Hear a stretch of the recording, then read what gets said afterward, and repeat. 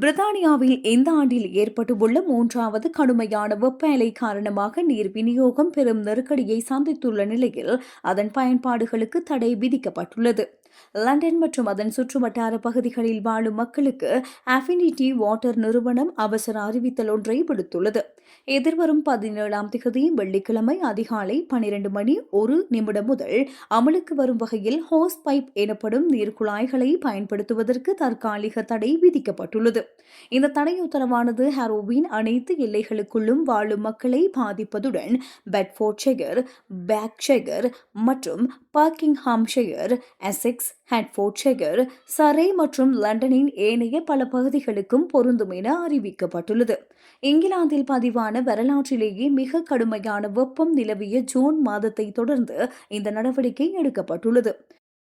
கடந்த ஜூன் மாதம் வெப்பத்தாக்கு வேகமானது 37.7 பாகை செல்சியஸ் வரை உயர்ந்திருந்தது. இதனால் தண்ணீருக்கான தேவை வழக்கத்தை விட 20% அதிகரித்துள்ளது. இன்னும் ஜூலை மாதத்தின் பெரும் பகுதியும் முழு ஆகஸ்ட் மாதமும் எஞ்சியுள்ள நிலையில் எதிர்வரும் மாதங்களில் நீர் விநியோகத்தை பாதுகாப்பதற்காக இந்த அவசர நடவடிக்கை அவசியமாகியுள்ளதாக அஃபினிட்டி வாட்டர் நிறுவனம் தெரிவித்துள்ளது. மேலும் வழமையாக இப்பகுதிக்கு 10% நீர் விநியோகத்தை வழங்கும் கிராப்ஹாம் வாட்டர் நீர்த்தேக்கத்திலிருந்து கிடைக்கும் நீரின் அளவும் தற்போது குறைவடைந்துள்ளது. சுற்றாடல் முகவர் அமைப்பினால் அனுமதிக்கப்பட்ட அளவை விட அதிக நீர் நுகரப்பட்டால் நீர் விநியோக கட்டமைப்பு பாதிக்கப்படலாம் என்பதால் இத்தடை அமுல்படுத்தப்பட்டுள்ளது. இந்த கட்டுப்பாட்டின் கீழ் பிரதான நீர் குழாய்களை பயன்படுத்தி பல நடவடிக்கைகளை முன்னெடுக்க முற்றாக தடை விதிக்கப்பட்டுள்ளது.